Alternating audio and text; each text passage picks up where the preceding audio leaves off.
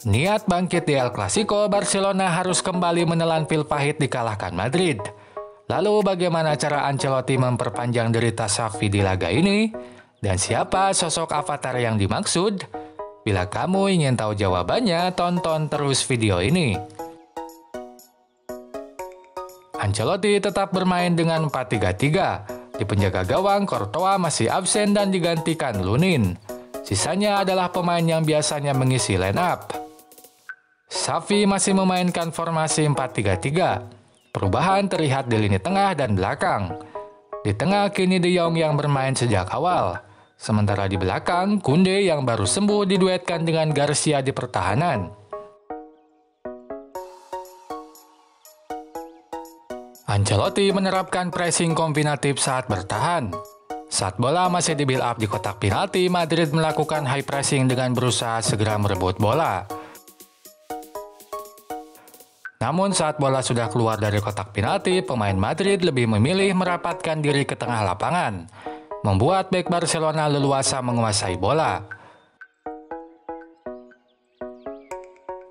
Dalam build up ini, Sergio Roberto dan Balde akan tetap di posisinya, tidak maju ke depan. Itu dilakukan untuk mengganjilkan opsi penerima bola di lini tengah, sehingga selain Busquets, ada Roberto dan Balde sebagai alternatif penerima bola saat build up. Baru saat bola sudah di depan kotak penalti lawan, Balde akan maju ke kotak penalti. Itu dilakukan Xavi untuk mengeksploitasi lebar lapangan di sisi kanan. Untuk menutup eksploitasi tersebut, Ancelotti menarik Valverde ke sisi dalam kanan sehingga terbentuk formasi 5 back. Kesejajaran 5 back ini membuat lebar di sisi kanan lapangan menjadi sempit.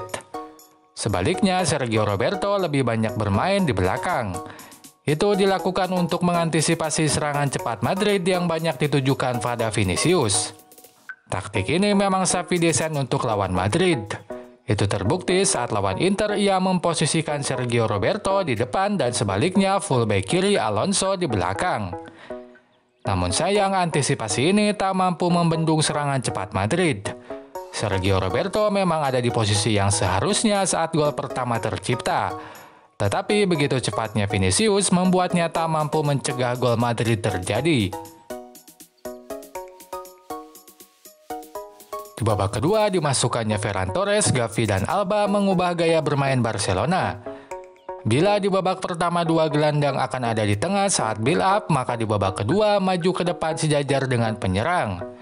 Build up di tengah pun akan digantikan oleh Koundé atau Garcia.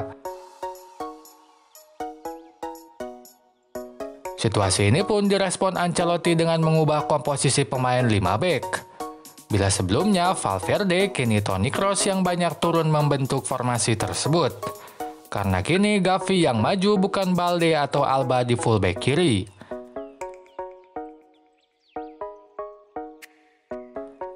Xavi dominan memainkan high pressing saat bertahan. Pemain Barcelona akan berusaha merebut bola dari awal lawan menguasainya. Hadapi hal tersebut, salah satu fullback akan bermain lebih dalam, sementara Toni Kroos akan ditemani Tchouaméni di tengah depan kotak penalti.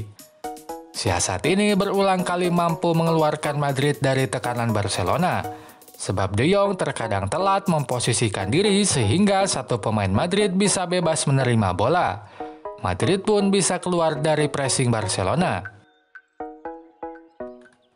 Sementara saat bola sudah ada di tengah, secara bergantian salah satu fullback akan maju ke depan.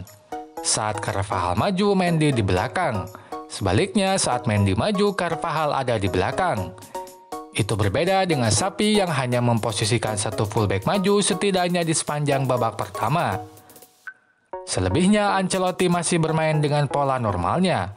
Benzema akan melebar atau bermain lebih dalam, sementara Modric menjadi mesin umpan tim. Berkombinasi dengan fullback yang maju, beberapa kali taktik ini sulitkan pertahanan Barcelona.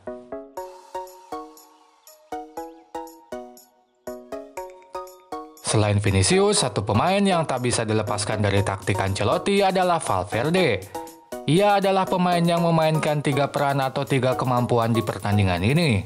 Saat bertahan, ia adalah back, saat build up, ia adalah gelandang. Tentang posisinya sebagai gelandang, ia bukan hanya berpindah posisi, tapi mendukung juga gaya bermain Madrid yang rutin melakukan umpan jauh. Bahkan ia adalah pemain dengan umpan jauh akurat terbanyak. Ia lakukan 7 umpan jauh akurat unggul dari Militao dan Toni Kroos. Padahal ia tidak selalu berada di tengah lapangan. Gol kedua Madrid pun Valverde cetak saat ia sedang berperan sebagai gelandang. Dalam proses gol tersebut, Valverde ada di tengah, tidak di sayap. Lalu saat bola sampai di kotak penalti, ia tidak melebar tapi tetap menunaikan tugasnya sebagai gelandang. Itulah mengapa ia bisa mencetak gol dari posisi tengah depan kotak penalti karena sedang menghayati diri sebagai gelandang.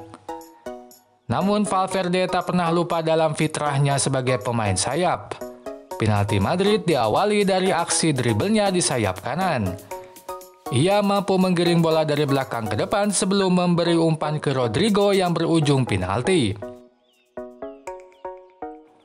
Oke sobat semua, dapat disimpulkan meski dominasi pertandingan tapi efektivitas menjadi pembeda di laga ini. Bertumpu pada Vinicius dan Valverde, serangan cepat Madrid tak mampu dihentikan Barcelona.